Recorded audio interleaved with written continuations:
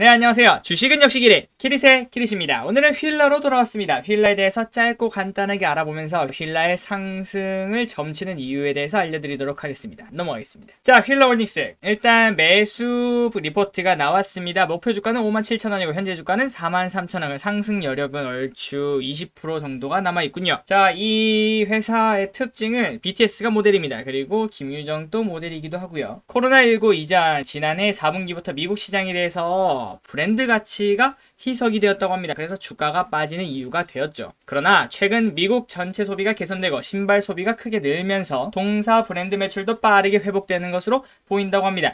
그리고 자회사 아쿠시네트, 가장 중요하죠. 아쿠시네트는 휠라홀딩스 안에 있으면서 휠라보다 돈을 더 많이 버는 골프 회사입니다. 골프 의류 회사라고 생각하시면 되고요.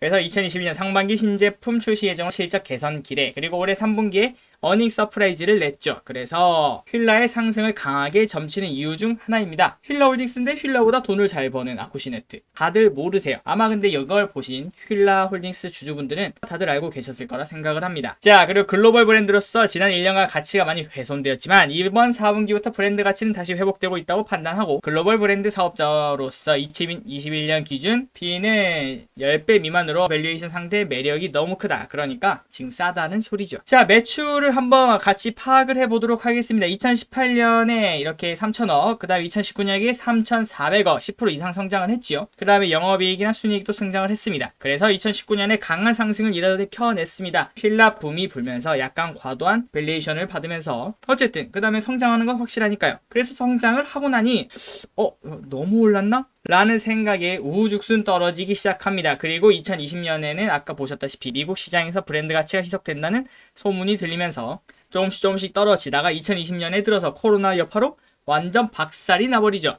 그런 박살도 없었습니다. 그때 퍼가 거의 2022년 기준 한 5 정도밖에 안 됐을 겁니다. 그 정도로 박살이 났는데 이제 다른 주식들은 다 회복을 했죠. 코스피가 2600 시대인데 다른 건 다 회복을 했는데 휠라는 회복의 회자도 히읗 정도는 했습니다. 히읗 정도는 했는데 지금 역시 이렇게 바닥에 있는데, 자, 그 이유를 알아보시죠. 2022년을 보시면 2020년 올해를 보자니 매출이 이렇게 꺾였군요. 오히려 마이너스 10%를 해버렸습니다. 자, 성장이 꺾인 게 충분히 보이고 그 다음에 주가가 꺾이는 건 당연하겠군요. 그러나 일단 영업이익이나 세전순이익, 그 다음에 지배순이익을 보면은 2018년보다 좋다는 건 알 수 있습니다. 맞죠? 자, 그러면 2018년 주가는 회복을 해야 되냐? 꼭 그거는 아닙니다. 그거는 아니지만 만약에 2021년에 충분한 성장이 뒷받침이 된다면은 다시 한 번 더 그 주가를 회복할 가능성이 매우 높다라고 충분히 해석할 수 있겠죠. 자, 그리고 2021년을 보겠습니다. 자, 매출액 3,400억, 영업이익 400억, 그 다음에 지배순이익 280억. 2019년보다 조금씩 한 1, 2% 정도 더 높네요. 그러면 2019년도 매출도 전부 다 회복을 했습니다. 그 말은 2019년도 최소한 저점은 회복할 가능성이 매우 높다라고 저는 항상 생각을 합니다. 고점을 예측하는 게 아니에요. 고점은 그때의 기대감과 그 과열이라는 게 포함이 되어 있지만 저점 같은 경우에는 약간 냉철한 그런 가격대라고 저는 생각을 합니다. 그래서 이런 거 볼 때는 저 정도 저점을 회복을 하겠구나. 혹시 지금 주가가 2019년 저점이 아니라면 2021년에는 2019년 저점까지는 회복을 하겠구나 라고 생각을 하게 되는 그런 공식을 저는 가지고 있죠. 그리고 2022년에는 그럼 또 망하느냐? 그것도 아닙니다. 2022년에는 살짝 약하긴 하지만 한 5% 정도의 성장이 이렇게 담보가 되어 있고 지금 현재 가격 기준 8.5% 퍼를 기록할 전망이라고 합니다. 그래서 지금 가격은 어쨌든 연평균 거의 5에서 10% 정도 하는 회사가, 그 다음에 세계 무대를 뛰는 회사가 퍼 8은 좀 심했다 라는 충분한 생각이 가능하죠. 자, 그러면은 차트를 보도록 하겠습니다. 아까 말씀드렸던 일단 2019년 을 볼게요. 2019년을 보시면 2019년 쭉 올라가면 그때 가격이 얼마였을까요? 네, 5만원입니다. 5만원을 시작하고 2019년에 휠라 붐이 부는구나 하고 강력한 상승을 이뤄냅니다. 버블이죠. 버블이라고 충분히 표현이 가능합니다. 그리고 난 다음에 너무 올랐나 라고 하면서 쭉 떨어져서 2019년 12월 31일이겠죠. 마지막 날 딱 5만원입니다. 5만원에서 출발해서 5만원에서 끝났습니다. 그럼 2019년 저점은 5만원이죠. 그런데 아까 말씀드렸다시피 2021년에는 2019년 실적을 충분히 회복을 할 겁니다. 그렇다면 2019년 저점도 회복할 가능성이 매우 높죠. 그 말은 현재 42,250원이지만 5만원은 충분한 회복을 한다면 지금부터 거의 25% 상승에 가깝습니다. 저의 이 휠라의 가장 좋은 매수 타점이라고 하니까 뭔가 사자 느낌이 나지만 매수 시점은 4만원이 딱 적당하다고 생각을 하고요. 4만원이면 너무 싸서 이거 안 사면 안 된다 싶을 정도라는 겁니다. 지금 사도 충분히 가능한 위치고요. 자, 어디까지 갈지는 모르나 일단 4만원이면 너무나 싼 가격이라고 생각을 하고요. 그 다음에 최소 5만원까지 간다고 생각을 하고 저는 그 이상 사실상 아까 보셨다시피 성장률이 좀 꺾이긴 했습니다. 그래서 이 87,900원은 꿈입니다. 여기에 혹시나 물려 계신 분이라면은 약간은 마음을 접는 게 낫지 않을까라고 생각을 해보고, 그것이 가능하려면 전 세계적인 휠라 붐이 불거나 아니면은 뭐 다른 특수한 상황이 생겨야 됩니다. 엄청난 이벤트가. 그래서 실적도 갑자기 다시 한 15% 20% 성장을 하면서 사람들이 휠라를 갑자기 원하기 시작하는 그 정도가 되지 않는 이상 근시일 내에 한 1, 2년 내에 87,900원은 힘들다라고 생각을 하고요. 그래서 저는 일단 가장 현실적인 가격은 5만원이고 그 다음은 6만원까지는 충분한 욕심을 부릴 수 있다라고 생각을 하고 있습니다. 6만원이라고 해도 지금부터 거의 50% 상승이죠. 자, 아까 말씀드렸다시피 2022년에 지금 가격으로 퍼8 연 10% 가까이 성장하는 회사가 이렇게 낫기는 쉽지 않습니다. 그래서 저가 이렇게 휠라홀딩스를 강하게 추천하는 이유를 알려드렸고요. 자, 그리고 이거만 하면 심심하잖아요. 그래서 하나 더 가져왔습니다. 자, 유통에 대해서 이런 리포트가 나왔었는데, 자, 해외여행이 쉽지 않죠. 그러면 돈이 굳습니다. 뭔가 사람들이 말씀할 수 있죠. 아이, 나는 해외여행 때 못 가는데 돈도 없다고.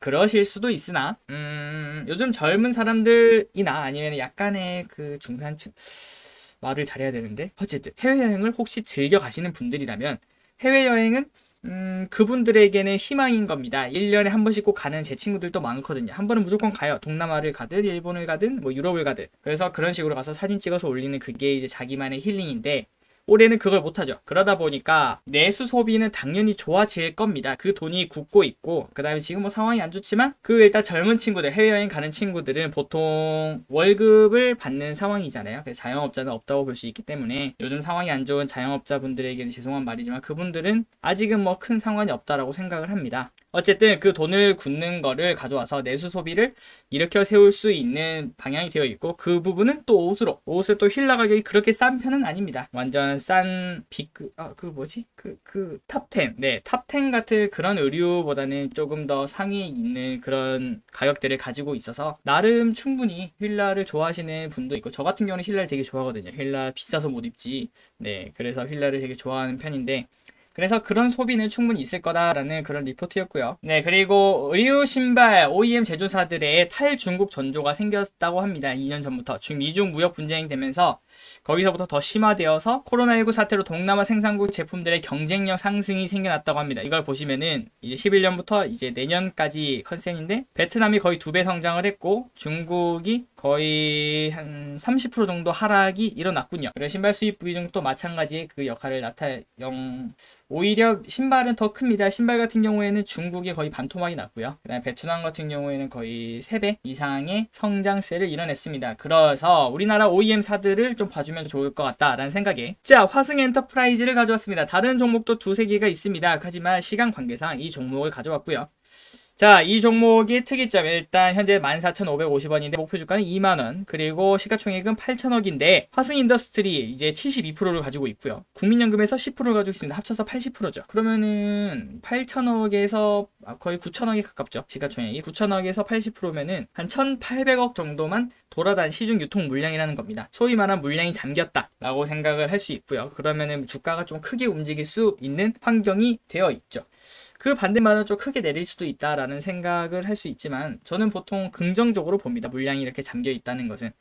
자, 보자면은 2020년 9월부터 신제품 출시를 염두한 수주가 크게 늘었다고 합니다. 그래서 공장 가동이 97에서 98까지 회복을 했고, 그리고 북미와 유럽에서는 락다운이 시행이 됐지만 소비는 더 이상 위축되지 않고 신발 소비는 계속 좋다. 그리고 아까 말씀드렸던 대로 미국 무역 갈등에 이어 코로나까지 해서 중국산 제품의 경쟁력이 크게 추락했고, 우리는 2010년대부터 탈중국을 선언하고 탈중국을 계속 이뤄내고 베트남으로 많이 넘어갔다고 합니다. 그래서 국내 OEM사들은 더할 나위 없다라는 그런 걸 가질 수 있고요. 자, 매출을 그럼 숫자만 보면 되겠죠. 자, 숫자 2년 동안 엄청난 성장을 했습니다. 하지만 2020년 올해 들어서 코로나 여파로 한번 셧다운이 되었죠. 3월부터 한 초, 그래서 한 두 달 정도 장사를 못한 거를 쳐도 충분히 이 정도면은 2018년보다 좋았고요. 그 다음에 내년이 되면은 작년을 그냥 뛰어넘는 그런 실적을 달성할 컨센이라고 합니다. 그래서 지금 내년 퍼가 10.7, 그 다음에 내후년 퍼가 7.7 매우 낮죠. 그러면 연평균 몇 프로 성장하는데 하고 봤더니 연평균 20% 정도의 성장을 하고 있습니다. 연평균 20%면은 퍼가 최소한 15에서 20은 받아야 됩니다. 그렇다면은 2022년, 그 말은 주가는 6개월 선행하니까 2021년 내년 말이죠. 내년 말 기준 최소한 지금부터 2배는 오를 수 있는 여력이 있지 않을까요? 라고 말을 할 수는 있겠죠. 말을 할 수는 있고 해서 저는 그렇게 생각을 하는 거죠. 너무 좋다. 너무 좋다라고 생각을 하고 뭐 특별한 악재가 갑자기 생기지 않는 이상 이 주가가 빠지진 않을 것 같다라는 생각을 충분히 할 수 있습니다. 자, 그럼 이 회사가 뭐 하는 회사냐? 정말 간단하게 알아보자면 신발 관련해서 아디다스, 리복, 나이키, 언더아머를 이렇게 대체 생산이라고 하나요? 네, 거기서 발주를 받아서 생산을 해서 우리가 이제 물건을 받으면 뭐라고 적혀있죠? 메이드 인 베트남이라고 적혀있죠. 옛날에 차이나지만 이제 베트남인다. 베트남에서 제품을 생산해서 보내는 게 화승 엔터프라이즈 회사에서 만들어서 이렇게 보내는 방식을 가지고 있고요. 자, 그리고 다른 거는 딱히 없고 그 다음에 전환사채 발행 현황이 딱히 있더라고요. 올해 초에 발행을 했더라고요. 2월. 올해 초에 2월을 발행해서 전환 청구 가능 기간이 무려 50년까지입니다. 우와. 그리고 금액도 꽤 커요. 1,500억. 그러면 되게 큰 전환사채인데 이건 악재입니다. 악재라고 생각할 수 있지만 하지만 전환가액이 17,500원입니다. 전환가액이 17,500원이면 지금 가격이 얼마랬더라? 하고 봤더니 지금 현재 14,000원입니다. 17,000원이면 여기에요. 근데 쟤는 왜 전환사채를 17,000원 했대? 라고 했더니 2020년 1월에 보시면 주가가 여기 있죠. 이때 저거를 결정을 한 겁니다. 어떻게 해석해야 될지 모르겠지만 화승 엔터프라이즈가 잘했죠. 주가가 거의 최고점일 때 저런 거를 발행을 해서 아주 사모가 물리게 만들었습니다. 그런 식으로 생각을 할 수 있는데 그러면 저건 어쨌든 악재 아닙니까? 라고 했을 때 17,000원이 넘기 전까지는 악재가 아닙니다. 그리고 17,000원 되자마자 팔 일도 전혀 없고요.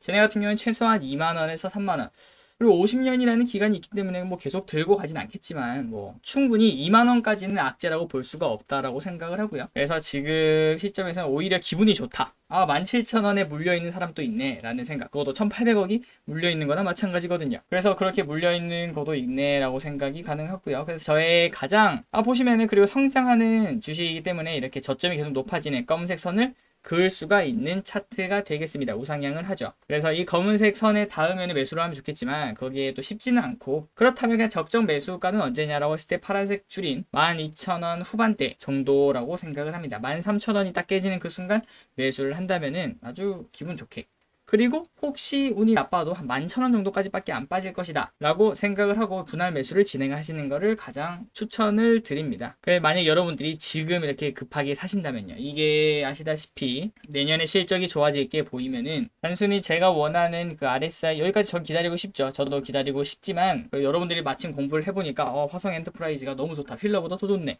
이거는 사야겠다라고 생각을 했을 때는 RSI 기다리기엔 너무 많은 시간이 걸릴 수도 있거든요. 그리고 안 오고 그냥 올라가는 경우도 다반사입니다. 그건 이제 내 주식이 아니라고 말하고 포기하면 되지만 하지만 여러분들이 화승 엔터프라이즈에 이 애정이 있으시다면, 믿음이 있으시다면 13,000원만 돼도 충분히 매수를 하셔도 저는 무관하다, 한 1, 2년 안에 손해는 안 볼 것 같다 라고 말씀을 드리고 싶습니다. 그리고 하나 더 가지고 온 종목은 영원무역인데 이거는 그냥 소개만 해드리고 넘어가겠습니다. 시간 관계상 영원무역도 마찬가지입니다. 그 이유도 마찬가지고요. 한번 일시정지해서 보시면 될 것 같고 매출액은 오히려 아까 그 화승 엔터프라이즈보다 더 좋습니다. 여기 보시면 매출액이 꾸준하게 상승을 했고 올해는 살짝만 성장세가 꺾였지 그 성장률이 꺾이진 않았습니다. 그렇기 때문에 플러스로 다 상승을 했고요. 그러면은 이것은 퍼가 2022년 기준 5.8, 네, 이것도 강한 상승이 충분히 가능한 종목을 확인을 할 수 있죠. 다만 이 컨센이 확실하다면 이 부분에 대해서는 역시 열심히 우리 모두 공부를 해야 될 부분이라고 생각을 합니다.